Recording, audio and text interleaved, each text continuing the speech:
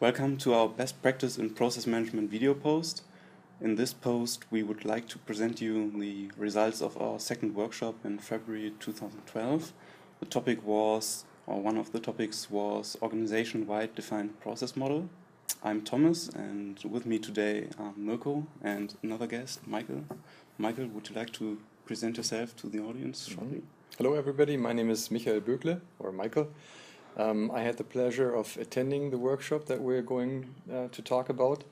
And here at Lufthansa Technik, my role is I'm the process owner for many of the processes that deal with the operation of our management system, IQmove, for example, the editorial process.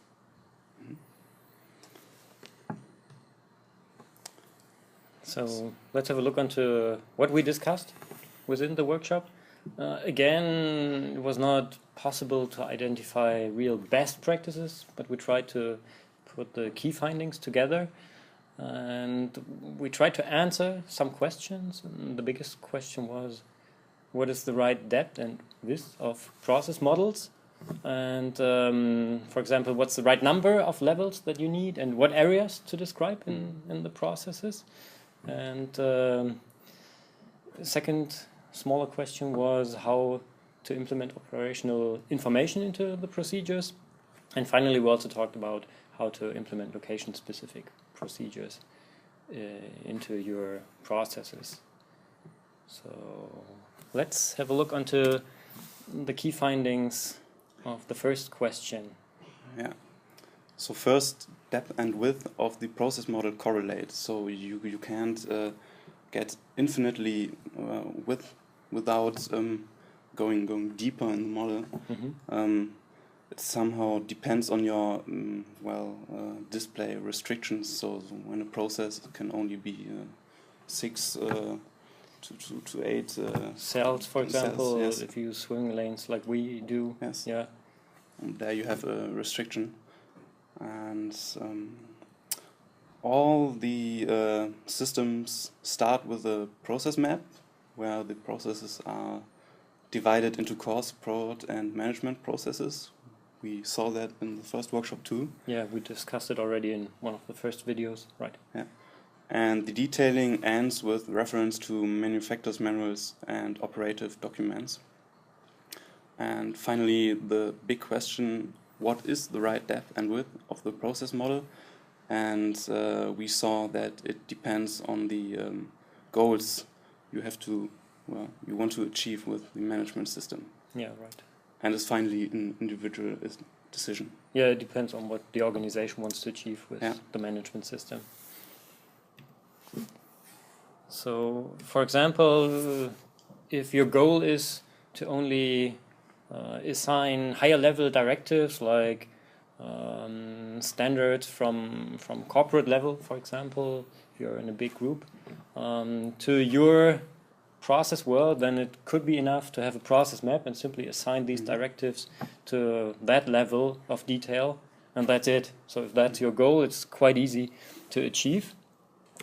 But if you also want to integrate normative and legislative requirements into the processes, Michael, I think that's something for you, because you're one of the guys who developed this methodology in our company. Yes, yeah, then you certainly need more detail to do that, and it's not enough to just assign these requirements to a process map, for example, because the assignment would not be clear enough.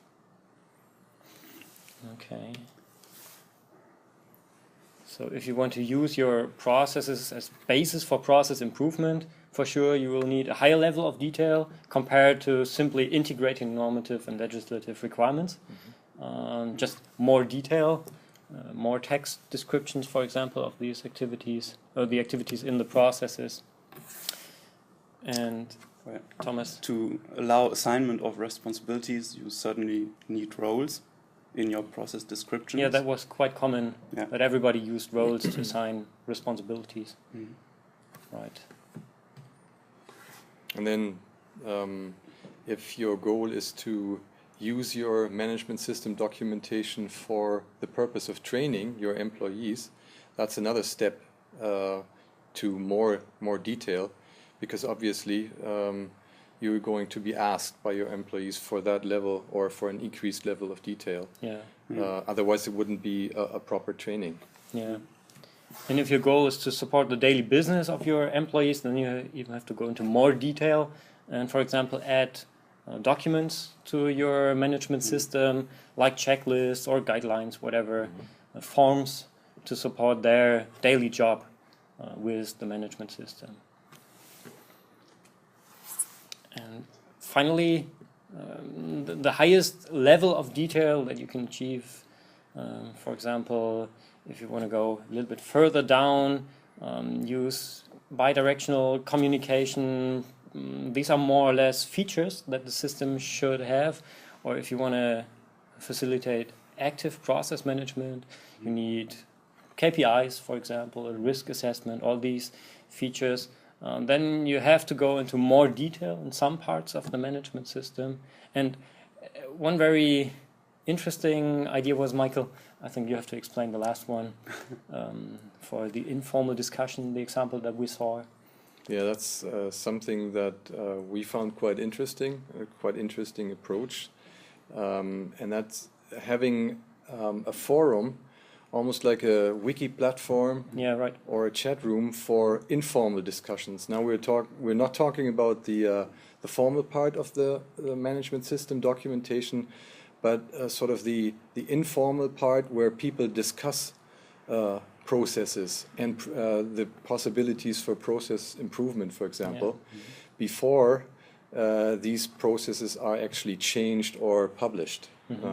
And we found that quite interesting, interesting approach. And that's for sure the highest level of detail Yes. that you can use in the management system world. To sum it up, it depends on your goals that you would like to fulfill with your management system, and this determines the degree of integration of your management system into the operational business of your company. So the further you go down on this arrow on the left-hand side, the higher the management system is integrated into the operational world. And then you need different levels on the right-hand side of the picture in your management system documentation. So process map is the first thing to start with. Then you need process descriptions and documents, for example. And the highest integration would be achieved with a forum. Yeah, for example. Chat room. Yeah, right. So that was something really interesting for us. And new new. for us Yeah. as well. Yeah. Yeah. The next question was how and where to implement operational information. And actually there were two ways. You can either put it just in the operational documents that are linked to your process, or in the documents and the process itself. And to decide where you want to put the information, you have to ask yourself, who's my customer and how can I support him? Who's the user of the Yes. system, right? And for example, when the employee has not access to the information or to the process management system within his flow of work, it makes no sense to put valuable information in the processes. So he needs it in the documents he can print out and have in his place. So one example would be a pilot flying an aircraft. Then I can imagine that sometimes it's not appropriate to open your computer and navigate through the management system to find the right checklist. Then you simply have to pull out the checklist. I'll give you another one. If you're a doctor, for example, performing surgery, that's a good one. Then there's no time to access the management system documentations when you're asking yourself how to handle your tools, for example. So quite interesting findings. And finally, Thomas, would you like to? Yeah, we saw two approaches to implement location-specific procedures. One was that you have processes which are valid in every location, and you just put the specific procedures in the documents, different documents for every location. and another one was that you have mandatory group processes, and you fill in the holes with location-specific processes. It's like a wall with holes in it where bricks are missing, and the mother company gives the wall to the daughters, and they fill in the missing bricks with their own processes. Yeah, it depends on the system that you are using, but there are systems available that make it quite easy to use an approach like that. Right? Okay, so these were the key findings of the second workshop, but the third topic overall. We talked about the right level of detail, what areas of processes to integrate into the management system. By the way, there was no go for a specific area, so all companies said, yeah, we for sure integrate all areas of our company into the system. So, and we talked about how to implement operational information into the management system and location-specific procedures. That's it for today, right? Yes. Thanks for watching. Goodbye. Yeah, and don't forget to subscribe to the blog, right? Ah, yes. For sure. Okay. Bye-bye. Bye. Thank you.